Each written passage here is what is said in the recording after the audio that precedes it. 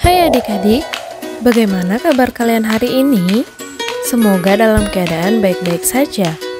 Kali ini kita akan membahas materi cara mengelompokkan makhluk hidup.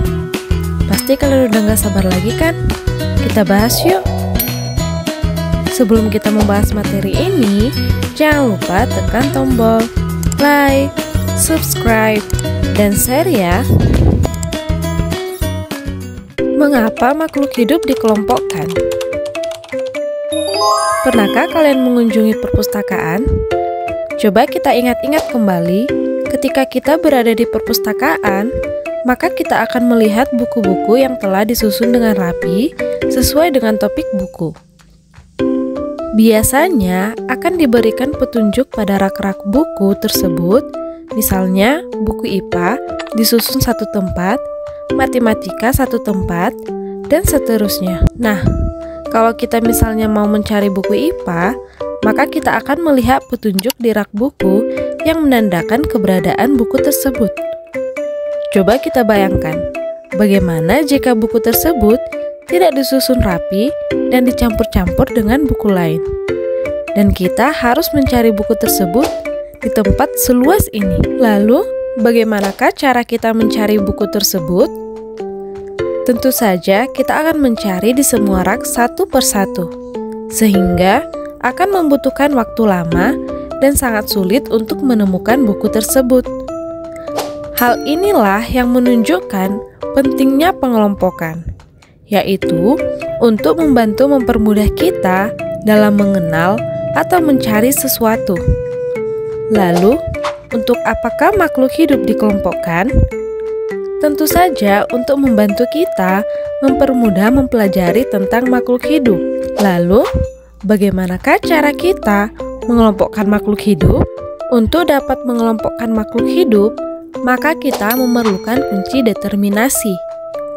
Ada beberapa kunci determinasi yang digunakan para ilmuwan untuk mengelompokkan makhluk hidup.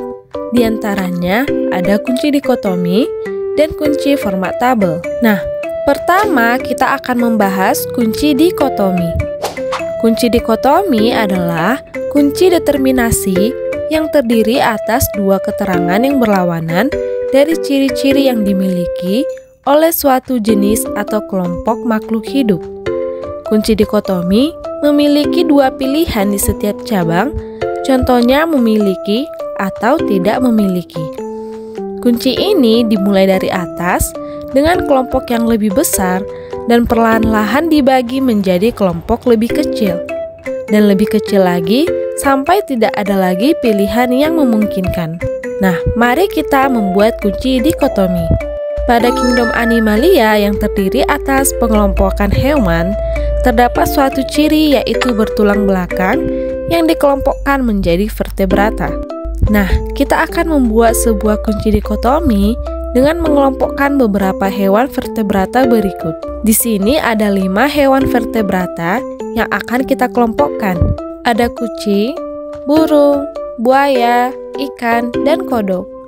Coba kita perhatikan perbedaan yang paling menonjol untuk membedakan kelima hewan tersebut.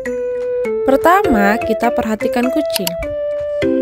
Perbedaan apakah yang paling menonjol dari kucing dengan keempat hewan lainnya? Perbedaan yang paling menonjol adalah kucing memiliki rambut. Nah, maka dari itu, ciri ini akan kita masukkan ke dalam kunci dikotomi. Hewan yang memiliki ciri utama memiliki rambut, kita namakan dengan mamalia. Sementara keempat hewan lainnya kita masukkan ke kelompok tidak memiliki rambut.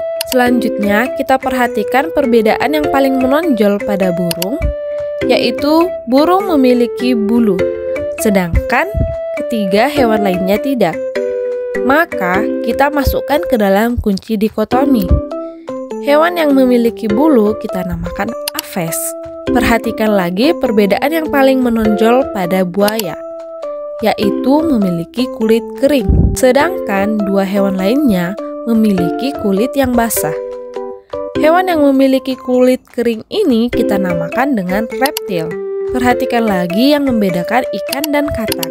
Ikan memiliki sisik, sedangkan katak tidak. Ikan kita masukkan ke dalam kelompok Pisces, dan katak kita masukkan ke dalam kelompok amfibi. Nah, kita telah selesai membuat suatu kunci dikotomi. Setelah mengelompokkan hewan ini menggunakan kunci dikotomi, kita dapat mengetahui bahwa hewan vertebrata memiliki banyak perbedaan yang terbagi ke dalam 5 kelompok, yaitu mamalia, aves, reptil, Pisces, dan amfibia. Untuk mengetes pemahaman kita, coba perhatikan hewan pada gambar berikut. Apakah karakteristik yang ditunjukkan oleh hewan tersebut? Dan masuk kelas manakah hewan tersebut? Waktu kalian 5 detik. Jawabannya adalah mamalia. Hal ini dikarenakan sama dengan kucing, monyet juga memiliki rambut.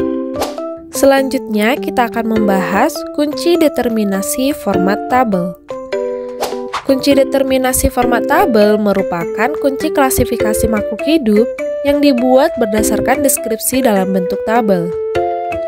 Kunci determinasi ini dapat dikotomi, memuat 2 pilihan, ataupun terdiri atas banyak pilihan. Kunci determinasi format tabel disebut juga kunci lanjut ke. Berikut ini adalah contoh kunci determinasi format tabel. Coba kita cari klasifikasi dari ikan mas.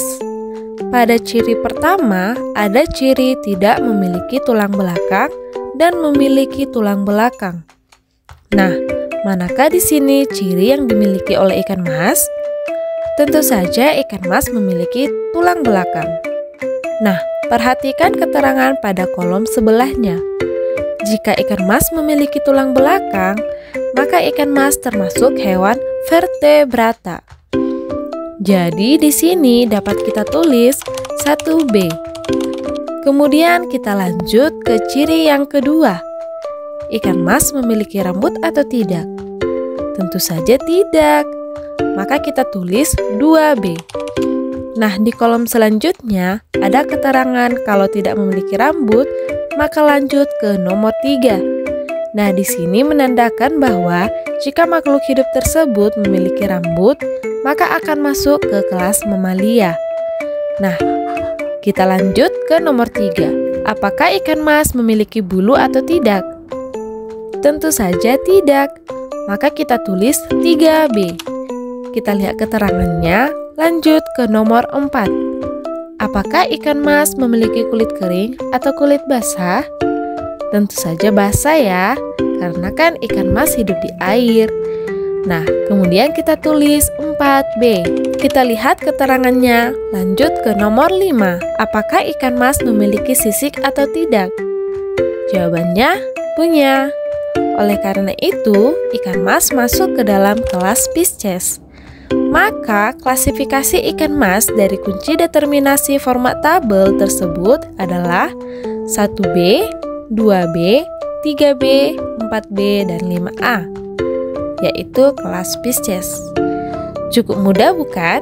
Untuk mengetes pemahaman kita, coba perhatikan hewan pada gambar berikut.